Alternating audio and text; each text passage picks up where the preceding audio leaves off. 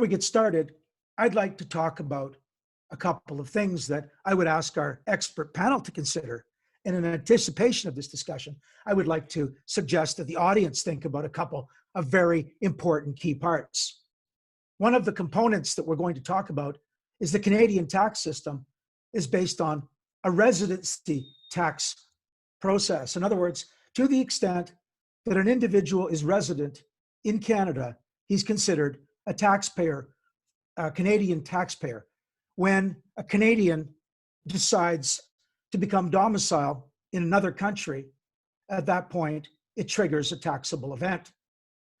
Many individuals who have left Canada, and there's probably in excess of 2 million Canadians who are domiciled outside of Canada, give up their residency when they leave. Unlike the Canadian system of tax, the US system has a citizen-based tax process. So US citizens who decide to become domiciled, who are expatriated from the United States, who move to, say, Canada or Europe or anywhere else, must file a US tax return.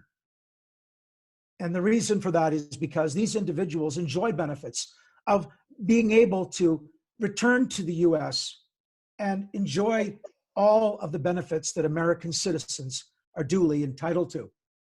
And for that reason, the issue has to be what would happen if Canada decides to impose a citizen-based tax program rather than a residence-based, meaning that the government of Canada is currently contemplating the possibility of this. And it's particularly interesting in light of COVID-19. We believe that the Canadian government will be targeting wealthy individuals, not only in Canada, but those who have left Canada. And there's some possibility that the government may impose a situation.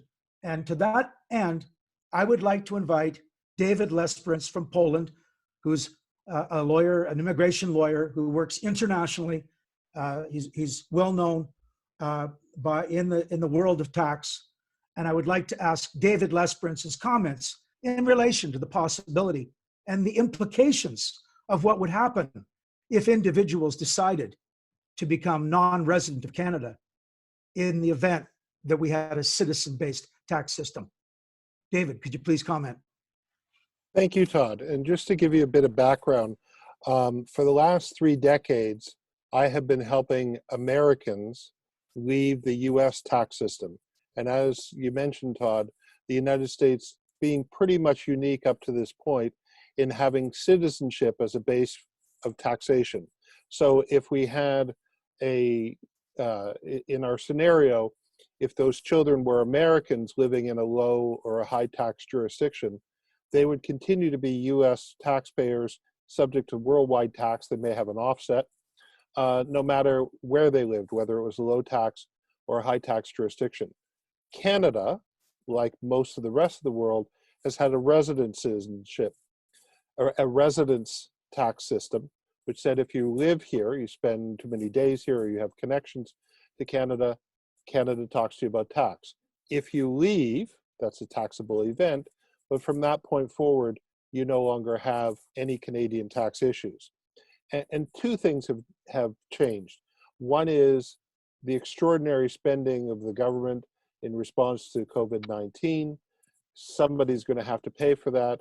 And it's going to be the people who have the money that they're obviously going to target. The second thing that has changed is, as a result of the Americans really imposing upon financial institutions around the world the search for Americans in light of the UBS scandal of something called FATCA, financial institutions know not only who are the Americans, but they also know who the Canadians and the Kiwis and the Brits, etc. So there's actually a need and a mechanism for enforcement to find all those Canadians who are living, for example, in our example, in low or high tax jurisdictions, and to actually enforce a citizenship-based taxation. And just this past week, one of the Liberal members from Nepean submitted quite a detailed proposal suggesting that Canada consider adopting a citizenship-based taxation. So it's become a real concern. Up to this point, if you were a Canadian, such as myself, who wanted to become non-resident in Canada, I had to limit, which I have, my time in Canada on a go-forward basis. I had to sever my connections in Canada. As a result of that, I effectively died to the Canadian tax system. So had the same type of taxable event as somebody who passes away, a deemed disposition for capital gains. But since severing my Canadian tax liability, I no longer have, because I don't have any Canadian source income or Canadian situs property. I don't have any Canadian filing obligations. All of that would change if Canada did adopt a citizenship-based taxation like the US. Very good, David. And I would like to ask you, what could be a possible remedy if the Canadian system became a citizen-based tax system and there were tax returns that had to be filed by, say, residents of Poland, where you're living at this time, or perhaps other jurisdictions that have even lower tax amounts of tax. What would be the remedy? Because clearly the individual would have to file a local tax return, pay tax in the local jurisdiction, file a Canadian tax return. If there were a treaty between the two countries, then receive a foreign tax credit that would reduce the amount of tax that you're paid so that you have an integrated result.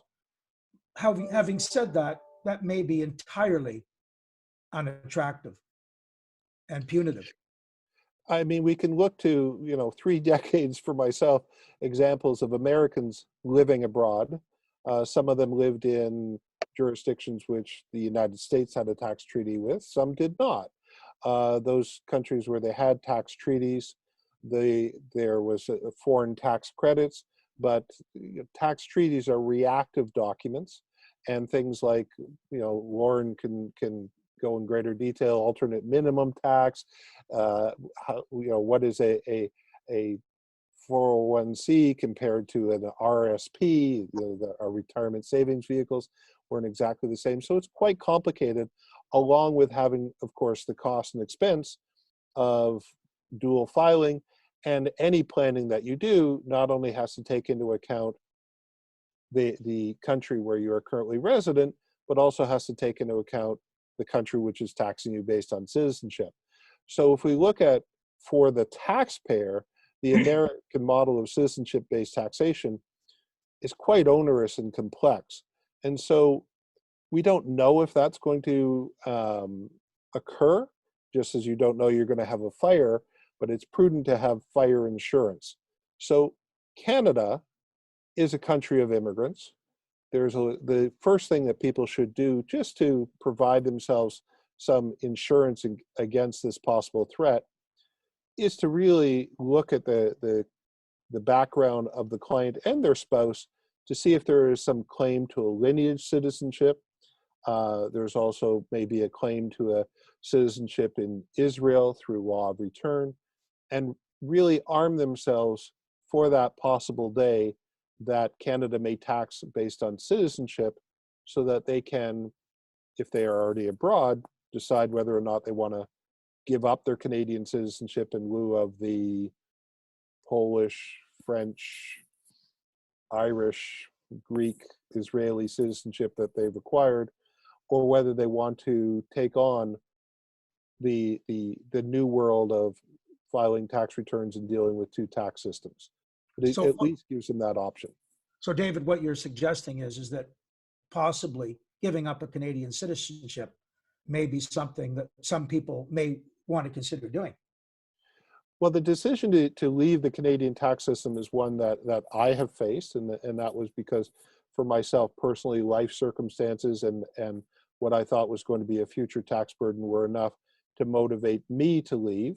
Many people that may not, but we are going to have predictably significant tax increases in the future. And clients, it's not just having more money to pay on lifestyle. They built up companies and businesses that they want to pass on to their children. Maybe they want to engage in strategic philanthropy. They want to make sure that they have sufficient monies to maintain themselves, and the world is a volatile place. So what you thought was enough last year may not be, enough this year. And so it's really maintaining control and having in your toolbox the option to vote with your feet. So in the event that one was living out of Canada, expatriated Canadian, living in a jurisdiction with lower tax, would you suggest then that it might be worth considering achieving citizenship in another country in case it came down to a point where one might pay, say, double the amount of tax? Absolutely. And so your choices are the lineage available. If you've been living in a foreign country for a period of time, do you have an opportunity to become naturalized in that foreign country? There are things called citizenship by investment. I have a lot of American clients who just don't happen to have the heritage that allow them to get a lineage citizenship, who would consider that. Those can be acquired fairly quickly. At this point, I wouldn't say that the Canadians need to do that, but they should actually go through many. If I look at my own family, my older sister married a Latvian, my brother married an Italian, I married a Scot and then a Pole, and my younger sister married an Irishman.